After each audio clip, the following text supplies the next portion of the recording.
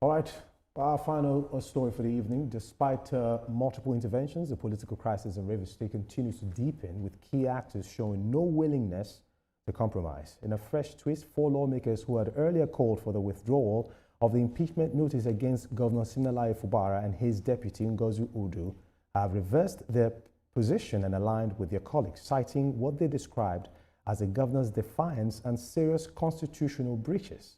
The House has directed the State Chief Judge to set up a 7-member panel to investigate allegations of gross misconduct, signaling its resolve to proceed with the impeachment process as plenary resumes in Port Harcourt.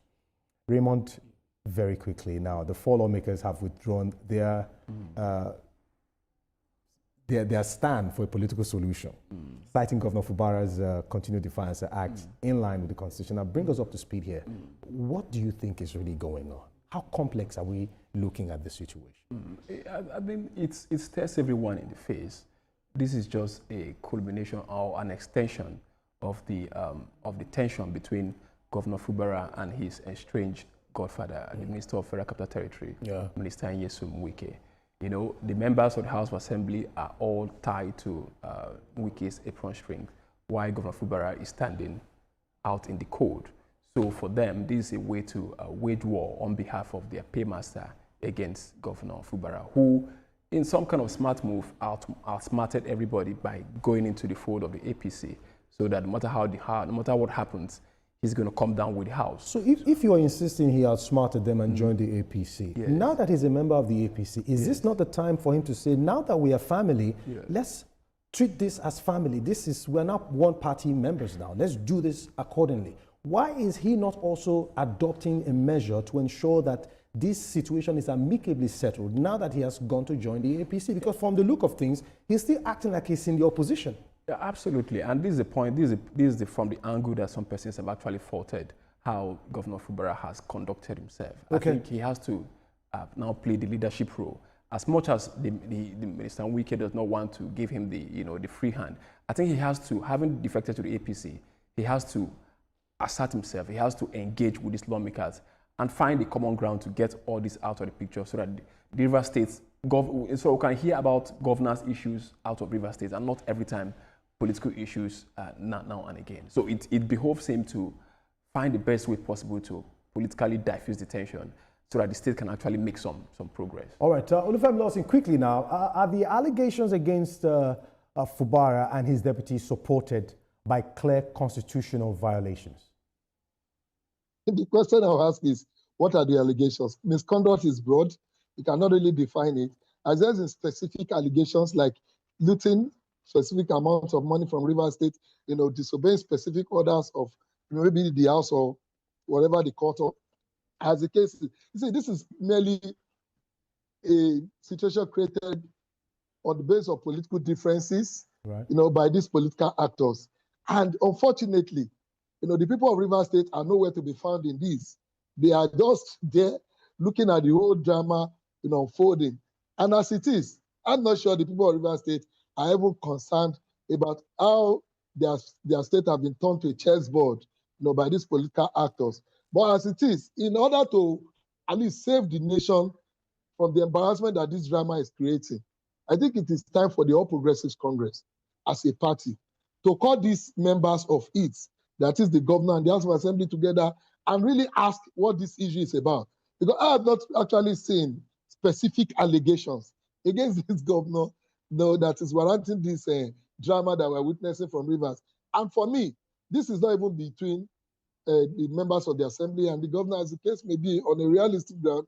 Maybe those who are higher than Minister Nyesom Wike and Governor Fubara can call them into a room and ask them to actually allow governance to resume in Rivers. For as it is, it looks like governance is on suspension in Rivers because of this dispute by these political gladiators. And unfortunately, the people of Rivers State are nowhere to be found in the whole of this scenario.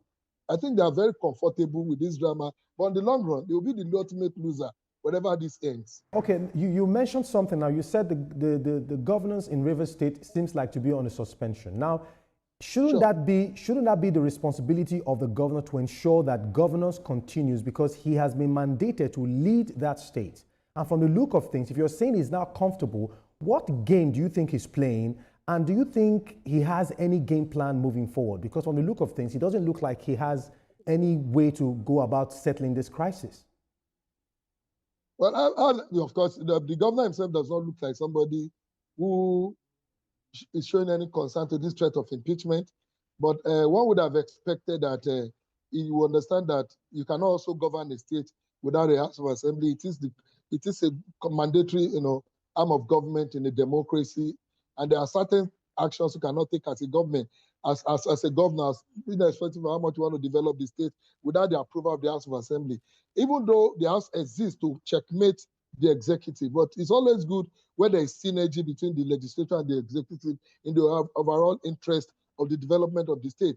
But as it is, there's no development that can be achieved by Governor Fubara himself if this assembly maintains this posture that they have maintained with him over the last couple of years.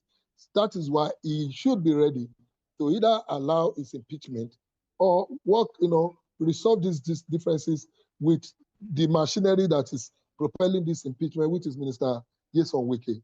All right, thank you very much. Now, before we go quickly, in less than a minute, what options exist to resolve the crisis without undermining democratic norms from your standpoint? I think it's just dialogue. I think for both sides to come down from their respective high horses, go into a room, have a dialogue, and get this whole issue sorted out. It's not as complex as it is being portrayed out there. It's just an ego war that is bringing on in the state. So the most practical and amicable way of resolving this is through dialogue with all stakeholders. All right. So that, Olufemi Lawson, before I let you go quickly, what options are there for this crisis to finally come to an end, for governance to continue in Rivers State from your standpoint? Quickly, 30 seconds, because we don't have time.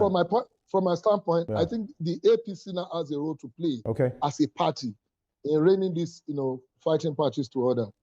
All right. Thank you very much, Olufemi Lawson, for your time on the show. We appreciate you for coming on. All right.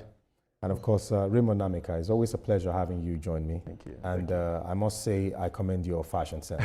Absolutely. Thank you so much. You hit the nail all the time. Thank all right? you so much. And that's our show for today. But before we go, let's tell you that the views and reactions of our resource persons are theirs, of course, and have no connection with TVC News. Get in touch with us on our social media handles, Facebook, Instagram, and X at TV News NG, using the hashtag Newsweek. We are also on YouTube at youtube.com/TVC News NG. I am Marco Tabo. Thank you very much and see you next week.